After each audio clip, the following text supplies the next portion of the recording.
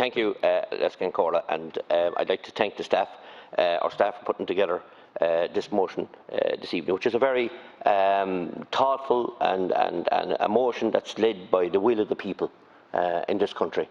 I have yet to meet somebody. I've yet to get an email from anybody. I have yet to get any kind of a communication in agreement with what the government are trying to put forward.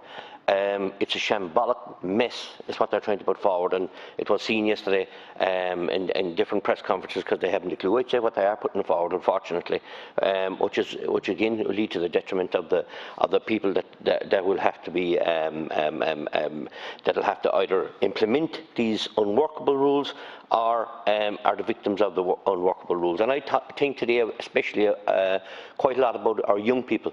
Our young people that are going to suffer most because of the legislation the government are putting through. And our motion is to try and set about a fair society. And even there's some rumour about the legislation coming through that even the vaccinated people who are allowed inside the bar are not allowed up to the counter.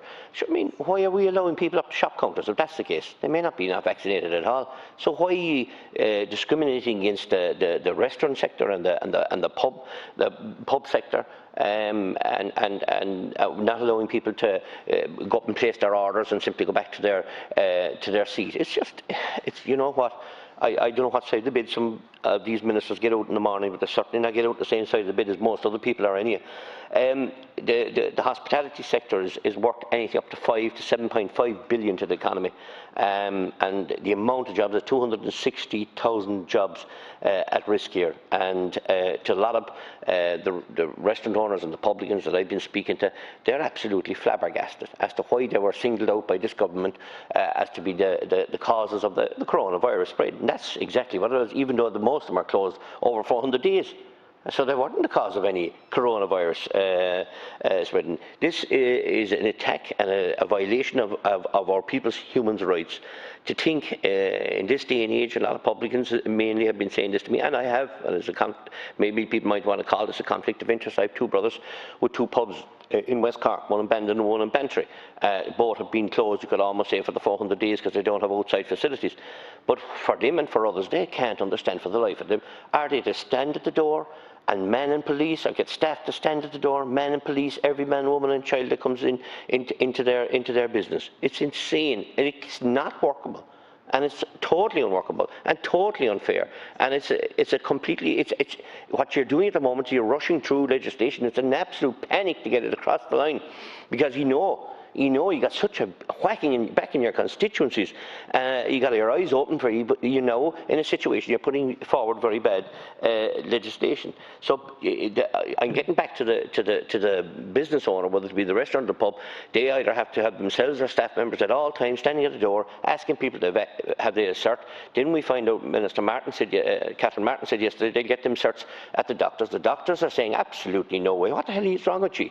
You're making this up as you go along.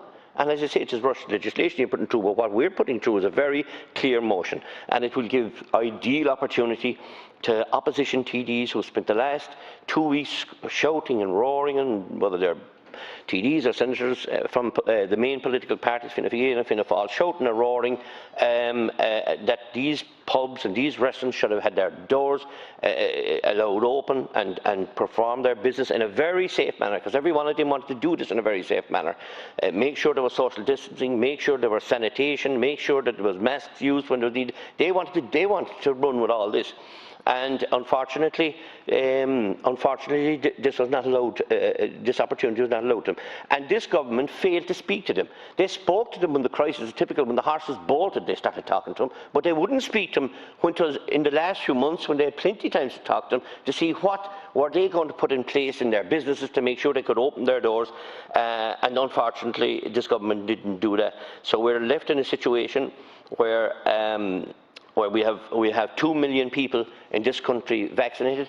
We have 3 million people not vaccinated. So, like Deputy Healy-Rae said, Danny Healy-Rae said last week, it's like the dogs now. The people are left outside the door. Long ago to the dogs outside the door, but the dog is inside now, and the people are outside. And I want to, as I say, our motion is very, very clear. There's no mixing or mincing of words. we are going to be facing a situation with your legislation. Just to think of it, somebody goes in for a few drinks in at 7 or 8 o'clock in the evening into a bar, and the person serving him behind the counter, a young person who may want to get vaccinated, we won't say whether they do or not, but we'll say they want to get vaccinated, but they can't get vaccinated because there's no vaccination available at this present time. They'll serve them all night, up until 11 o'clock. So if their boss says, you have a half an hour, take a half an hour off now, you've worked a hard night. If they're caught inside the same establishment, they'll be fined. And so will the bar owner. But they can work all night serving drink to the same people. It's an insane, honest to God, Killing a Scully wouldn't come up with an act like that. And you wouldn't get away with it. So look, my time for speaking is over. So.